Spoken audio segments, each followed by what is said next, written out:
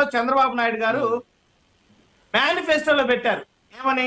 రాష్ట్ర ఆర్థిక ప్రగతికి నౌకాశ్రయాలు అవసరాలను గుర్తించి కాకినాడ తదితర పోర్టులను పబ్లిక్ ప్రైవేట్ భాగస్వామ్యంతో సత్వరం పూర్తి చేసేందుకు అన్ని చర్యలు తీసుకుంటాం.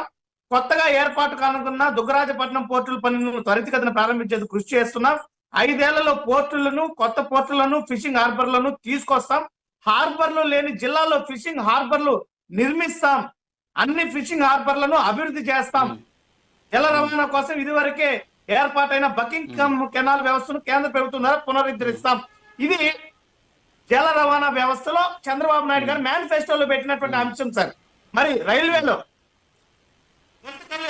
లోకోషెడ్ ఏర్పాటు, రైలుగుంట సిఆర్ఎస్ పూర్తి సామర్థ్యంతో పనిచేందుకు కృషి చేస్తాం. సబరన్ రైల్వే సర్వీసుల ఏర్పాటు, విశాఖపట్నం, విజయనగరం, విజయవాడ, గుంటూరు, తెనాలి, తిరుపతి, నెల్లూరు, చెన్నై, కర్నూలు, హైదరాబాద్ మధ్య ఏర్పాటు చేస్తాం. విశాఖపట్నం, విజయవాడ విమానాశ్రయం అంతర్జాతీయ స్థాయి విమానాశ్రయాలు కేంద్ర ప్రభుత్వంతో ప్రకటింపజేసి పనులు ప్రారంభింపజేస్తాం. ప్రతి జిల్లాకు ఒక చిన్న ఎయిర్పోర్ట్ ను నిర్మించే పని చేస్తాం. సార్ ఇప్పుడు ఇది మేనిఫెస్టో. నేను చదివింది ఏదో నా సొంత కామెంట్స్ కాదు.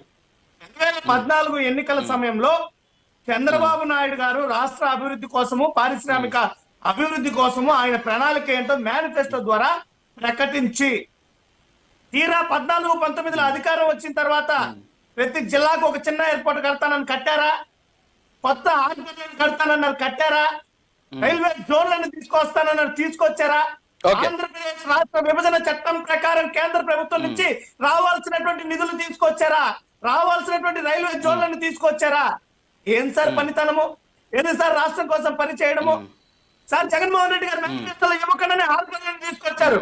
మేనిఫెస్టోలో లేకుండానే ఫిషింగ్ హార్బర్లతో పాటు పోర్టులను తీసుకొచ్చారు. ప్రతి 50 కిలోమీటర్లకి పోర్టులు ఫిషింగ్ హార్బర్ ఉండాలి.